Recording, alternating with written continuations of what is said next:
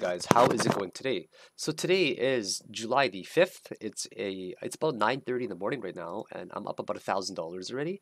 And I only recorded about 5 minutes of the trade, but I just want to show you guys it very quickly.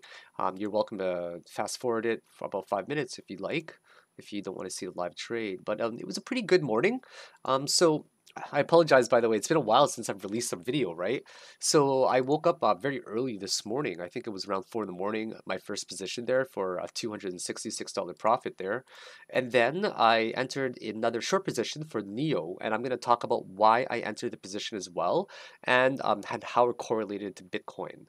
So you guys are welcome to take a look at the trade. I'll see you after the live trade that I took here. All right, guys. How's it going this morning? It's now July the 5th. It's a Thursday. And we're going to trade Neo this morning, okay? I entered a pretty big short position for $53,000. I'm that hidden order right now that's getting filled. I've got a massive hidden order. It's about $60,000, $50,000 maybe. Yeah, it's all hidden, so people don't see it right now on the screen. So as you guys can see, the market is trying to be driven down right now. But I'm this big hidden wall right there that's not really letting it pass right now at 41. There we go. I can't update it fast enough, which is really the annoying part right now. So there we go. So now a guy just he ended up cutting me off right there. Did you see that? So when I finish this trade this morning, I'll be up about $1,000 this morning by 9 a.m. And I think people sense that hidden wall right there. Okay. So because they sensed the hidden wall, the market naturally drove up. But we did break below $6,000 on Bitcoin. So naturally, I'm going to probably anticipate a sell-off. Yeah, I definitely expect a sell-off to happen still here. There we go, we reconnected. So we're at the 620 ranges right now. So let's talk about why we entered this short position, okay? We entered this short position for a few good reasons. One of the main reasons was because this was making an ending fifth wave diagonal type of pattern right here, which actually broke down already. It's breaking down pretty hard with conviction, in my opinion. I'm probably taking profit a little bit too early right now. There we go. Now we see the bears coming into play, okay? We see the bears coming into play because we see them driving it down right there with a really big wall, right? So they have a 68,000 Neo wall right now, which is, 68,000 is how much? Or 6,800. It's about a $250,000 wall that they're putting up there. But I'm still going to put my limit orders up over here just to see what I can do, just try to get them filled. There we go. They're driving it down more now. See at 41,612. Let's see if Bitcoin can actually hold that at the 6,600 range. Lots of sell-offs are going to happen, I think. But because there's a big wall and people are not actually selling, it might encourage the market to be driven up, right? So if enough people start to chip away at this wall, other people will actually join in as well, which is the unfortunate part. So I've got to make sure that I manage my positions very well here. So I've got mine cut in between. So this guy is driving it down, right? He's got 6,000 there now. He was at 41,612 with 8,000, and now he's driving it down to 41,595. So hopefully a small sell-off will still happen here. Or a big one rather. There we go. There's some people chipping away at the 6,600 range right now. I don't think it's going to hold, guys. I really don't think so. So it's making an ending fifth wave diagonal in that fifth wave alone. And if you also take a look right here, this is also making an Elliott wave, 5 waves, right? So this is the hard part right here. This hard part right here is deciphering basically if we should be including this wick or not as the fifth wave, right?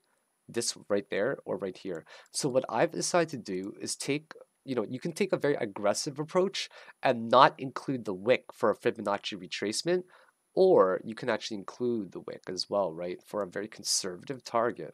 So if I wanted to go for a conservative target on a 30-minute time frame, then my goal would be to probably hit around the 40.58 range. But I don't really care, guys, because I honestly just want to hit the sack. I want to go back to bed or play a game of Dota. We'll see. My last trade on Twitter there, let me just pull it up here for you guys. Let me just see it here on Twitter right there. Looking for furniture on IKEA. Every time I open this page, I always think to myself, I'm like, oh, do I have anything weird up there that I shouldn't have? So yeah. So if you guys take a look at my wall here that's being chipped away at 469. Yes, chipped away just fine, guys. I only have 100 more to go. I'm just going to end up market executing this. Actually, not market executing it. I'm just going to end up doing this right here. There we go. This is going to be a really good trade. Boom, guys. Great trade. I'm just going to market execute this last trade right here. And bam, that's $700 right there in a very easy 1 hour short position that I entered. My last trade here was a $266 profit, and that puts me up over $1,000 today by 9 o'clock in the morning. Cheers, guys. This was about a 2%, 2.5% gain, all right? So it was a pretty good gain on a, no, it was about a 2% gain. I think it was a $35,000 position, actually. So have yourselves a great day. I got to get going now. You know what? Actually, I got to double check that. How much was it? I had, I remember I had, no, not 2000. I had 1300, I believe. Yeah. Yeah, it was a $53,000 position. So this one right here, guys, was a let's see here. 53,000, or it was 710 divided by 53,000. That was a about a 1.3% scalp. You know what? I'm gonna make sure that I make a proper video for you guys. So my dog and dad are here right now. So hang on a second. Or sorry, it's not hang on a second, but I can't be too long is what I meant. So if we take a look at the 1, 2, 3, 4, and 5 right now, um, I really wanted to go to bed, but I guess I can't right now anymore. This kind of sucks. It's unexpected. So anyways, so we see 5 Elliott waves, right? And what I always tell people right now is this right here. Okay, hope you guys enjoyed that. So I entered that trade because let's first of all go to Neo here. Let's go over the basics of Elliott wave. Now, what I noticed about Neo and Bitcoin is that they weren't correlating, right? There was some fundamental news that was driving up Neo unproportionately or not positively correlating it to Bitcoin there. So because of that, I'm not even sure what it was, to be honest, and it doesn't even matter to me because I'm a technical trader, right? Now, what I want to tell you guys is that as a day trader, hunt for volatility, guys. That's the number one thing that you look for, okay? So when you're picking your coins to trade for the day, for example, I usually have or the top 8 coins that are available on Bitfinex to trade with the highest 24-hour volume, right? Because you want to look for something volatile that has heavy movement. That's basically what volatility refers to, and also little liquidity. With very little liquidity and with even a lot of volume, right? It can really drive up the market a few percentage points much more than Bitcoin. Now, the way that I see altcoins is that it multiplies by factor when Bitcoin moves. So for example, if Bitcoin moves 2%, Neo might move 4% or EOS might move 3.5%, right? It's just kind of how it works. That's why I haven't been a big fan of trading Bitcoin lately. I more so watch Bitcoin to see how the other coins are going to react to it and to see if it's going to positively or negatively correlate and if they're going to use some other coins to hedge when Bitcoin does fall. So the reason I went into this trade for Neo this morning was because I saw 5 Elliott waves. Now let's go over the basics of Elliott wave. Elliott wave states that there are 5 waves going upwards like that. Now what you want to do is when you finish wave 1, you take the wave 1's retracement for the wave 2 for where it could land. Now if you take wave 3's retracement, right? Or wave 3's retracement for subwave 4, then you only take it for just wave 3. But do not ever take it for only this wave right here only, okay? Because the logic goes like this. Now, if there are 5 waves inside of this first wave, which there are for impulse waves up, and you're taking the retracement of the entire thing, well, how is that any different than this right here, right? So therefore, you must also take the retracement of the entire wave rather than just this 5th wave up here alone, okay? So make sure you guys remember that. Now, the reason why I shorted it is because I personally think that there are 5 waves already. Now, the thing about Elliott wave is it always confuses me on the very 5th wave, okay? The 5th wave, now I always wonder, like, is there another wave that could possibly be forming? Is it going to drop further? But if we go to a high time frame, like a 3-hour chart, for example, or any high time frame, we can see 5 waves clearly form, right? Very, very easily. Let's say we go to a 2-hour. Actually, yeah, let's go to a 90-minute time frame. I've been digging 90-minute time frames lately, believe it or not. I have been very much so digging them. Like you can count the 5 subwaves in here so easily, right? And here's 1, 2, 3, 4, and 5 right there. 3, 4, 5. That's so easy to count. Now, if we try to count 5 subwaves for this 5th wave right there, it's very difficult, right? Do we say that that's the 5th one right there? Or is there going to be making another touch up there? But despite it making another touch or not, I still took the chance, right? So, and Bitcoin is gonna follow it. Like it was pretty much following Bitcoin a little bit when it was following, right? But I'm talking about for the when it was falling rather. But for the large uptrend, it did not follow it at all. Now I'll probably end up doing a neo-technical analysis on later down the road. But I just wanted to give you guys a quick idea of why I shorted it, right? So if you also look on the RSI right here, the third wave will always get the highest RSI, guys. Like unless we're getting like an extended 5th wave, then the 5th wave will get a much higher RSI than the third wave. Okay, I apologize, I said RSI like so many times there in that sentence. Okay, so what we're noticing is that despite us getting a higher high, see this massive wick right there, guys? This massive wick right here rejected 15%. Okay, whenever you're day trading, always look for the coin that is moving up and down the most with a lot of volume, right? That's kind of the simple rule. So Neo had some positive fundamental news that simply just drove up the market about 4 days ago. Or sorry, not 4 days ago, on July the 4th there, which was just yesterday. I should have known that. It's so funny. I really don't know my dates. Sometimes every day is kind of a day off for me, right? And I kind of just trade the markets for more so for fun now. But this massive wick right there drove it up. And what do you guys always do? You simply just buy the hype, sell the news. Simple as that in crypto, guys. Like, yeah, sure, if it's major news, but in the bear market, which we're kind of in still, in my opinion, like for medium term, and I don't know about long term, but medium term definitely. So yeah, that's why I shorted it. We were just simply losing steam. So, anyways, I'm already up $1,000, guys, and I follow these simple tactics of mine, right? Like just some simple rules are like hunt for volatility. Always hunt for that volatility, guys. Look for coins that are ranging up and down the most in 24-hour volume as well, right? And in percentage wise. And then always try to look for formations. If you guys are familiar with Elliott wave yet, try to look for formations to short on the 5th wave, right?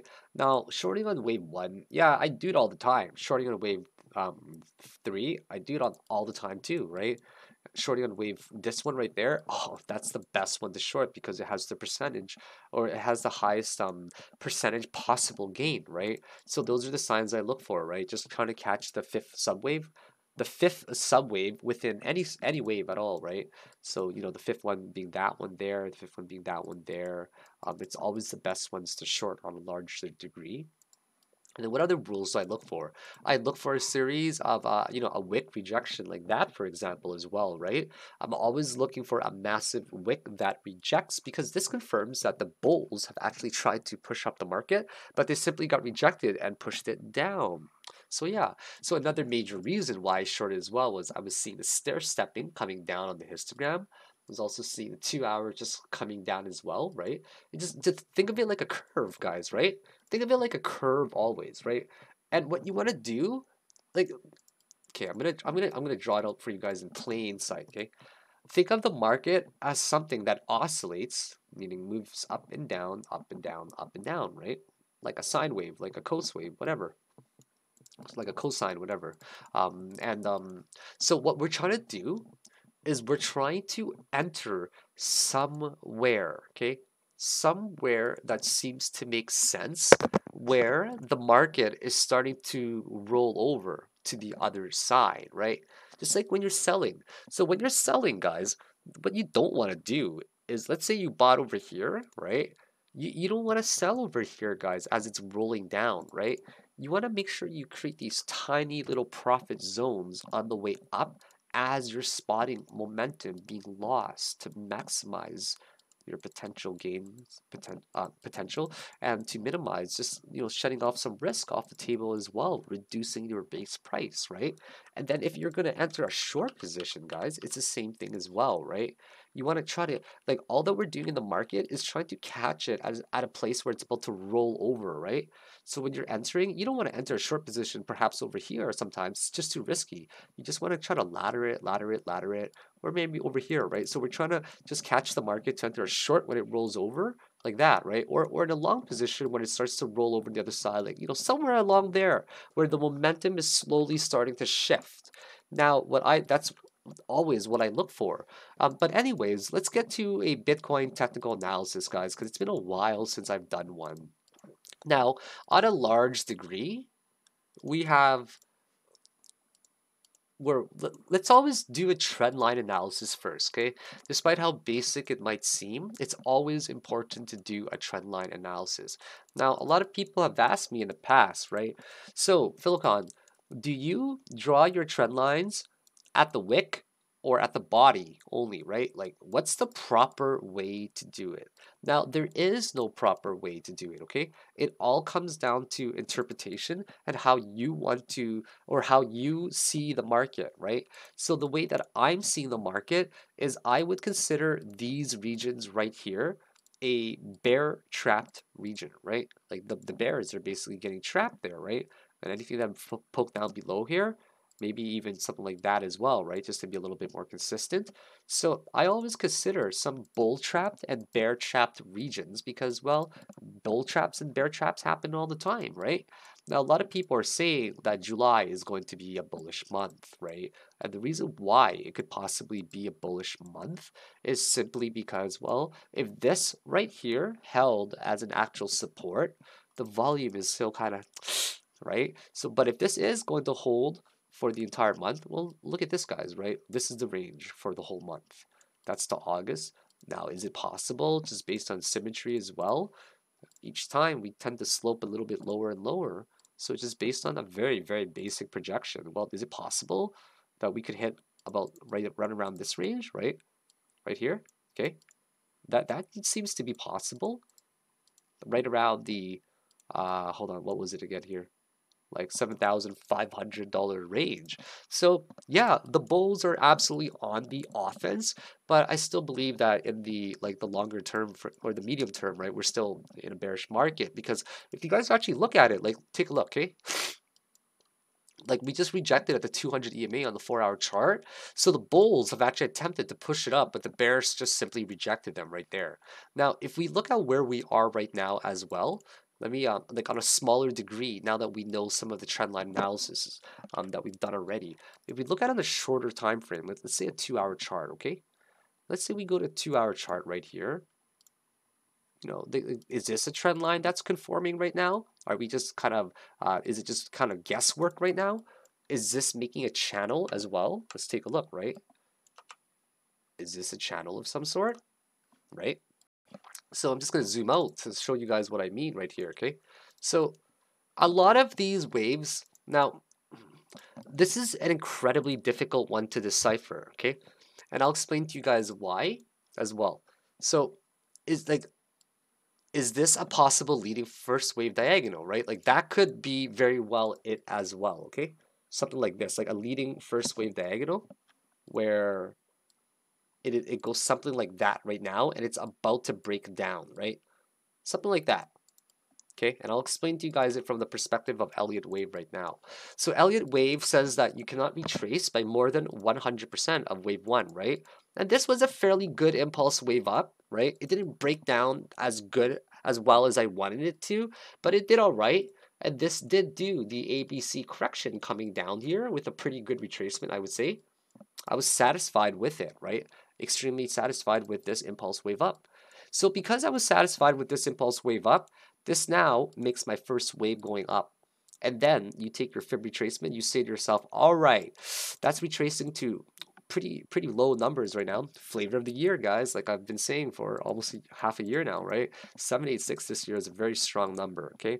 So now we say to ourselves, if this is the first one right now, where is the third wave, okay?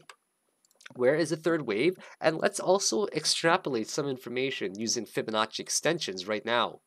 Okay, and we say to ourselves, all right, if this is the third wave, perfect, because then the third wave did a wave that was larger than a 1-to-1, right? Much greater than a 1-to-1.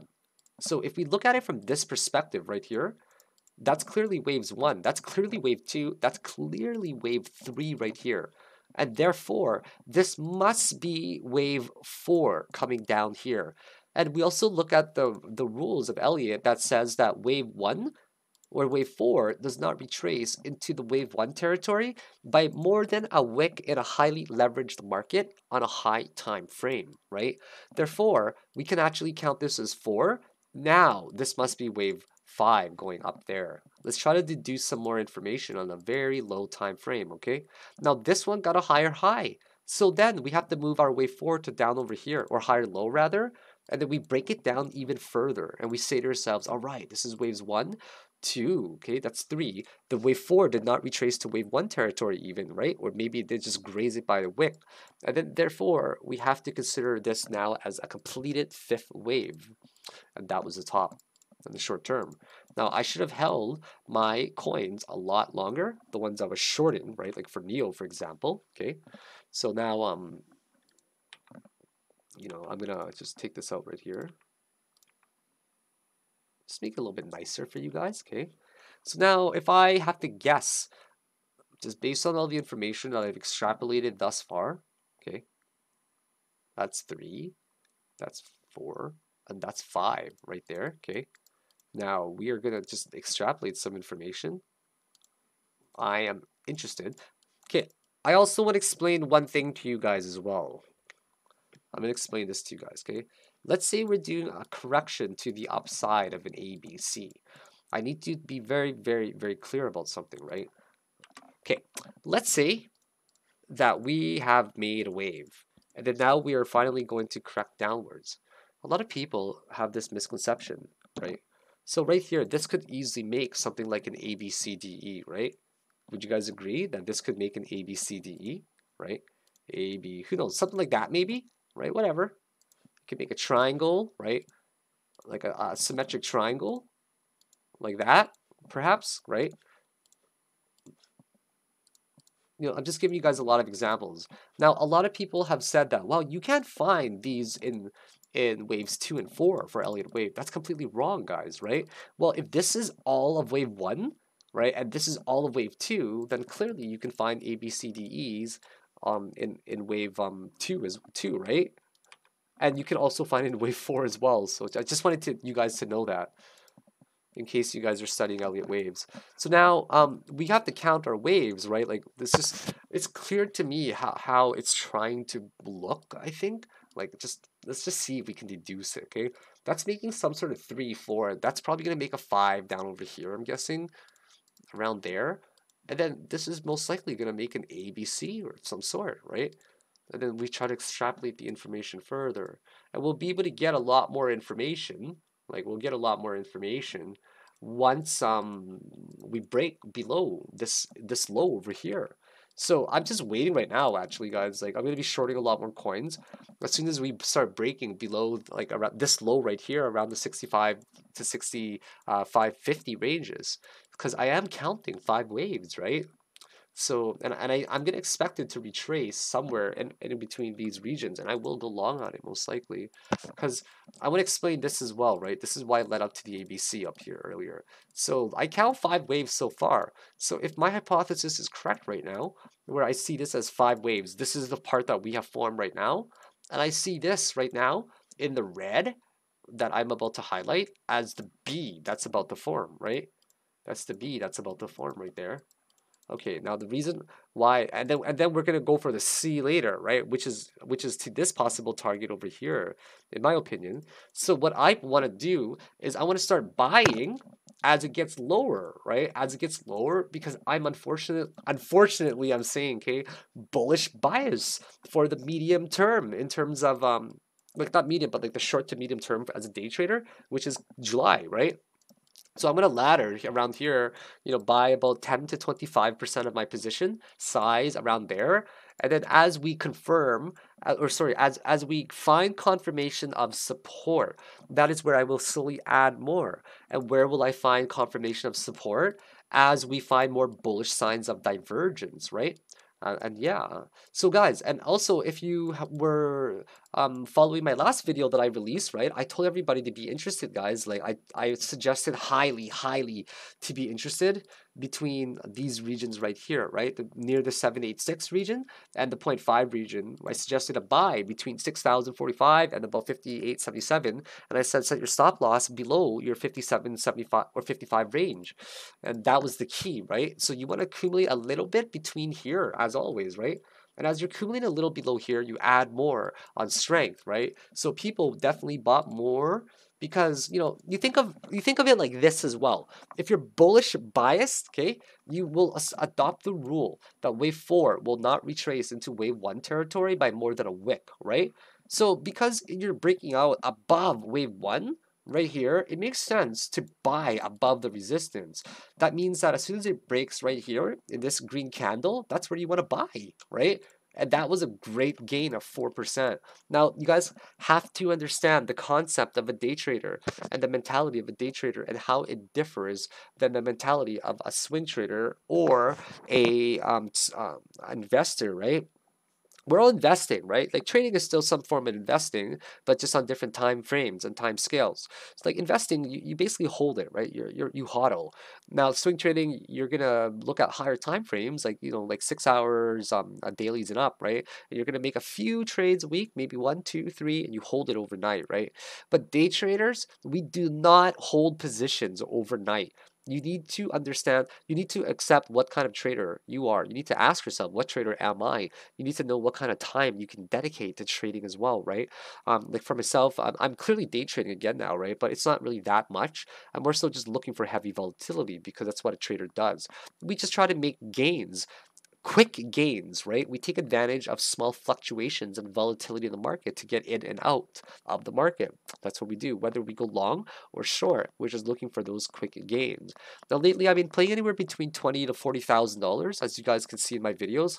I don't really play like 90 to 100,000 anymore. It's what I keep in my margin, like just to be safe in case I get liquidated or something, right? Because I don't want to keep everything in there, but just in case. But I don't really play those big sizes anymore. Because if you think about the position size and you think about it from the perspective of a scalper, okay? A scalper takes advantage of heavy volatility. Now, I don't care if this thing swings, swings the next day or something. I care about just that specific moment. If it moves 1 to 3%, and I'm playing like a 40K position of three, you guys do the math, okay? Like 40K position, 3%, that's $1,200, right? Yeah, like it's pretty cool scalping in my opinion, but it's also very difficult at the same time.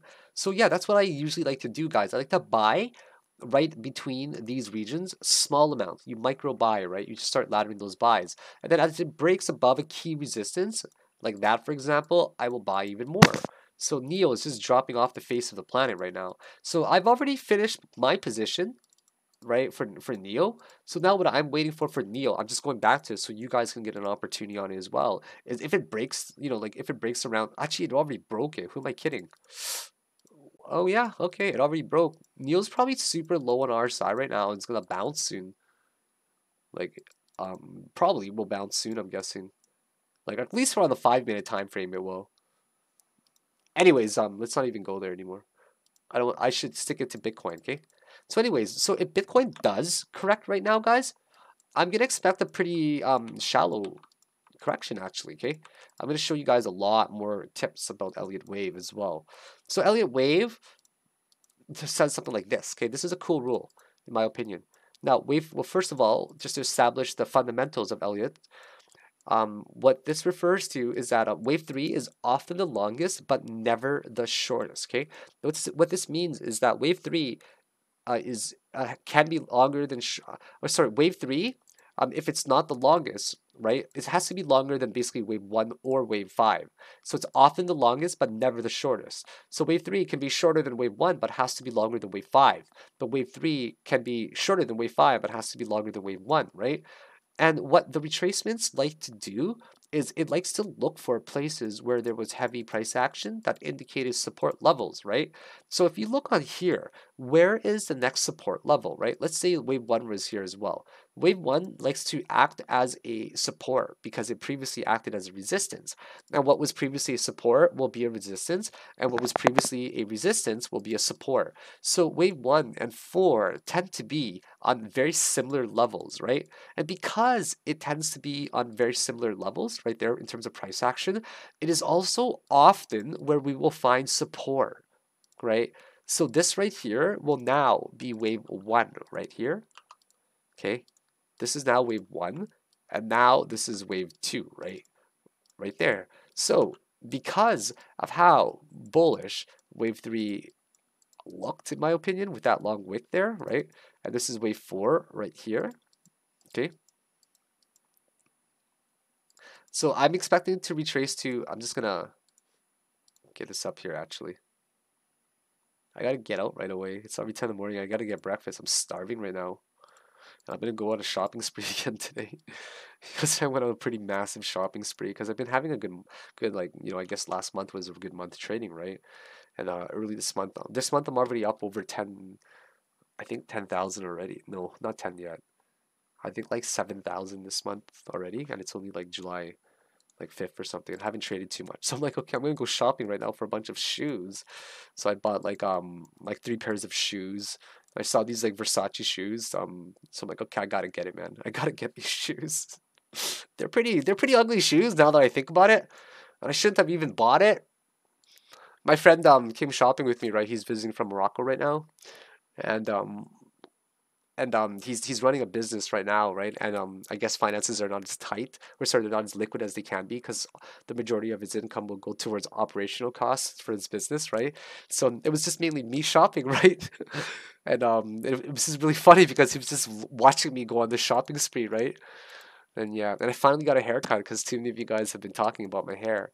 So guys, I expect a retracement anywhere. Like honestly, I'll be very interested in it when it like anywhere again above here, either above there or a break above here, like one or the other. Okay, I consider these actually not even there. Like I'll be interested in it, very interested in it around this zone. But right now, this is no trade zone to me. Okay, it really is a no trade zone. I mean, it's kind of a small gain in my opinion for most people. So take a look at it like this, right? The reason why you have to consider some zones as a no trade zone is because of this right here, okay? This is a place where you guys missed the top already, and you'll be darned if you can actually count the proper Elliott wave. So now you identify the previous supports where they were. The previous supports is clearly right around here and around there, right? So in this green zone is a really good place to be interested in it, right? Don't buy a lot here though. Like I'm not a financial advisor, but I'm just saying this like to myself. Like don't buy a lot here, just in case it gets even to down here. What if it makes a really deep correction, right? What if it does make a deep correction? So regardless of where you get in at, like my target's gonna be the same. It really is. I'm gonna swing this guy probably depending on how long it takes as well. Like we'll see actually. I might just be saying that but not meaning it as well, because sometimes I don't like to follow. I don't follow up with a lot of my positions because things change, guys. Right? Things change. So if you take a look right here, or not there, but just something like that, perhaps. Let's just say you averaged out your price to 0.5, whatever. Okay, this is up to you guys to be responsible for how to ladder, right? And let's just say this makes it up to 7,500, right? So, you buy a little bit there, but you buy a little bit more on a breakout, like around this area. Get interested in it. The reason why I chose that area right there is because that's clearly where the bull trap region is, right? Clearly, take a look, right? Above there, like this other green box is more so where I'll be interested in it first, okay? Like interested in it, but sorry, oops, right here. Oh, how do I change the intensity of that? Whatever. The red box is kind of the bull trap region, right? So I might add a tiny bit to my position there, like 5% more to my position, whatever I want to play. And then as soon as it gets to like the higher region here, that's if there's a lot of volume to support it, I'll be very interested in it, right? And the moment that it breaks above here, I'm gonna definitely add even more to strength because you want to make sure that you're seen as the team player, right? You have to make sure that you look at the order book, right? you don't want to be a guy that's trying to drive up the price and hoping that people sells to you. Sometimes you have to be a team player and you have to have the mentality of a rallier, right? A rally is when there's a breakout. And the reason why they call it a rally is because more advanced traders will have that mentality of buying into strength and market executing, right? Whether you eat up those fees, guys, because people eat up those fees because they want to make it very visible that there's a rally happening and a team is making it green across the board. And if we also see green across the board, it'll actually encourage other people to also start market executing, right? Whereas if you put in a limit order to buy, well, if someone sells it to you, you fill your order, yeah, okay, you're lucky, but you know, it's red now on the board, and you also don't want to create. You also wanted to like you sorry, you just simply don't want red on the board sometimes, right? Especially when it's a larger amount as well. It's good to have a consensus that it's green across the board so it'll drive up the price. So anyways, yeah. So yeah, I don't know where it's gonna land once again, guys. Like I've got no idea, right? So I've got a plan right now. If it goes down, I've got the plan. If it goes down, I'm gonna be interested in laddering my buy around these regions, right? And I'm a pretty aggressive player. Like don't you guys need to understand that whatever these trades that I talk about, they're for me, right? And I manage them very well. I shed position sizes. I'm always constantly adjusting my base price by adding or by buying more or by taking some out, right? And managing your risk is all part of part of the day and just being a good trader. It's not really just finding setups, etc., right? It's about just making sure that you understand that it's about managing your money, guys. So let's see if this is going to play out, right? If it falls down, guys, great. It's going to fall to possibly one of these regions, right? If it breaks out, we know the game plan. Like, I'm very excited. So let's just say that we averaged out our price after we, you know, it fell down a little bit to something like that, okay? Just on the bullish, on the bearish view, we'll just say you bought like at 0.5 or something like that, right? And you set your stop loss for, I don't, that's a pretty big loss to me, like 8%. It's all up to whatever you guys assign your R value, right? You know, whoever says only risk 1% of your entire position size, only risk 2% at most, like it doesn't really make sense to me when people say that because they're talking about percentages. It to me, I see risk as a unit of R. Okay, a unit of R. So, for example, if you're taking really risky setups because you're an experienced trader, right? Let's say you have your position size equals like 100%, right? But one R unit like is equal to say 5%, right? Well, then like 100 divided by 5 is equal to 20 trades that you could possibly take, right? And now, like, let's say of like, you know, 20 trades with that R unit of 5%, right? So now let's say the possible gain, okay, possible gain was 10%, possible loss was 5%. Well, that's now one of your R, right? One of your R units that you're risking. You're risking one R for two possible R units. Well, that's still an R ratio of still 2 to 1, right? So don't be confused when people only say, oh, only risk 1%, right? You have to see units of R very differently, right? So depending on how experienced of a trader you are, you might risk 10%, right? Because that could be lots of different R units, right? And you can also just keep it always at 1%, for example, right? This doesn't mean you have to take 20 trades to risk 5%. You can also keep your R unit as just 1%. So for example, you can say this was 10 R units and then your the possible gain and you're risking 5 R units, right? So up to you guys how you guys assign it, but you know, just the very bullish view where we like it's bearish coming down, but the bullish view for finding support, right? That's like a pretty crazy risk to reward. Like let's say you're just even risking down to there. It's still like a 2 to 1 if you're risking like 8%, right? It's really up to you guys once again. So that's kind of the super bullish view after we bounce. But of course the bearish view is I'm completely wrong, guys, and we just simply start uptrending and we break above there. Above this range. So make sure you guys are watching above this range right here that I mentioned earlier for a possible breakout, right? Like I don't think it's going to happen, but you never know. Now we have to do a detailed Elliott wave, or not, sorry, not Elliott wave, RSI analysis, okay? Now I need to give you guys an example of Elliott wave with RSI. So let's say we have Elliott wave like that, right? And now we have RSI as well, okay? So we've got an RSI in this particular range right here, and then the RSI goes something like this. Where is my brush? Okay, so the RSI goes up like that. It peaks up. Whoops. All right, so it peaks up really high, you know, like super high to like the 80s, 90s, and then whatever it comes down, whatever squiggles, and then it gets high again, right? And it comes down, right? And then finds support around there, and it goes high again, then comes down like that. Okay. Now, what do you guys notice? Okay, what you guys notice each time is that you're getting a higher high on the candle, right? Higher high on the candle each time. But what do you notice on the highs for the RSI? The RSI is actually lower each time. So what that indicates is that despite us getting higher prices on Bitcoin, we are not gaining more strength because we're losing strength in the market. Okay. So let me show you guys on, for example, a 45-minute time frame as well. Now, if you take note of these, right, like the first wave is really not that strong, but if you take a look at these waves over here, you can't help but think to yourself that, well, that's a pretty strong, strong like resistance zone that it just created right there, right? So yeah, so we're getting a series of lower lows, or sorry, lower highs every time on the RSI, right? So on this peak right here, people would have got the signal that hey, we're getting a lower high than there, right? And then right here is where people probably started accumulating like some shorts, like right around there, because we were losing strength, and that's where the dump, one of the dumps happened as well earlier, earlier yesterday. So yeah, um, you know, I'm just waiting for this as well, guys. Like, did this break down yet as well, right? It's also subjective to how we draw our triangles, right? Like, or our trend line, like we can say, oh, it didn't break down yet, right? Does this make sense right there? And, or we can try to conform it to how we want, and we can say, okay, this is definitely broken down as well. So trend lines are very subjective sometimes, unless it's very clear. So let's make note of something, right?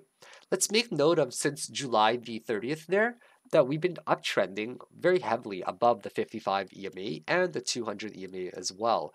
Now we broke down for one retracement right there, right? We broke down for one retracement, a second retracement right there, right? And now we're below it again for the third time. So every time we do break below it, it definitely does significantly, it does move a fairly significantly amount, or significant amount rather, right? Here it didn't really break down too much. It was more like a fake out, but here it just starts to look like it's about to parabolically move down right here. So yeah, like I can't help but think it's going to retrace to the zones that I indicated there earlier. So I'm going to keep this video nice and short and sweet the way it is right now, and just go over just maybe like a few more things right here. Like, we're fighting above this right here, guys. Like, we tried to break heavily above the EMA on the, like, the 3-hour chart on the 200, but I think we're just not doing it right now, guys. Right? We're getting a lot of bearish signs. Like, getting a lot of doji type candles right here. We're getting like a shooting star type candle already, and on the daily chart we're getting a doji candle that's about to form in 8 hours. Yesterday we got kind of like a bearish spinning top despite it being green, and then here we got like a tweeze repair, and this right here is absolutely a combination of rejection, right?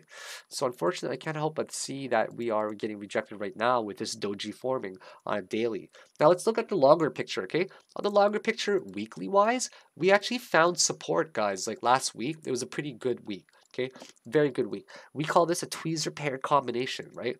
A tweezer pair combination is basically exactly what this looks like. It heavily implies that we have found a short-term support, whether it's long-term, short-term, whatever, support has been found for now, for the time being. Think of these as a tweezer pair where we have poked it down twice, right, for 2 weeks in a row. Bears have tried to push it down, right? Bulls defended. Bears have tried again, but now they pushed it up much higher. So this indicates that the bulls are the ones who have the momentum going forward this week right now. It doesn't mean that the bulls have won. It just means that they have gained the momentum since last week, right? On the bigger picture. So in the bigger picture, yes, we are trending below the 55 moving average, but yeah, I'm not really a longer term outlook kind of trader, as you guys know already, right? So here's Neo just at the 40.66 range. Just it literally just died right now, guys. It dropped off of a cliff right here, okay, Neo. It's doing exactly as I predicted. That's why I shorted it earlier as well. I'm probably going to catch the dip very soon as well on the 5-minute chart. So other than that, guys, I hope you enjoyed my technical analysis for Bitcoin. Doesn't matter what what chart I look at, guys. I see bear unless you guys can disprove me wrong. Look at a 90-minute chart, okay? Lower high RSI, despite high price action everywhere. So unless you guys can prove to me that we're in a short term, we're a medium, like a short term bull run right now, I don't see it. That's right. Even my dog Luna agrees with me, right, guys? You guys want to see Luna? Okay, let me go grab her for you guys. I'm sorry, guys. She doesn't want to be seen right now. Okay, she doesn't want to be seen.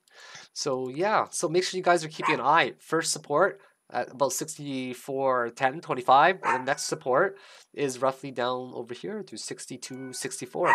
And surely enough, guys, we are starting to downtrend. I've been calling a bearish video, and here we are downtrending. This is quite magic in the making, guys. This is what I love about Bitcoin. You do technical analysis enough and you can eventually nail it like that. So guys, we're falling down. See you guys at my targets. Take it easy. Have yourselves a wonderful day, guys. And I miss you guys, okay? I hope you guys know that I really miss you guys. And I've been working very hard on some other projects for you guys. Like I'm doing a $30,000 to $40,000 challenge. I have to redo it, unfortunately, because I finished the challenge too fast. Like it was a combination of like late last month and early this month that I finished the videos in just a few days. So and I didn't record enough, and I felt the quality was kind of crappy. So, anyways, I'll see you guys later. Have a great day. Bye now.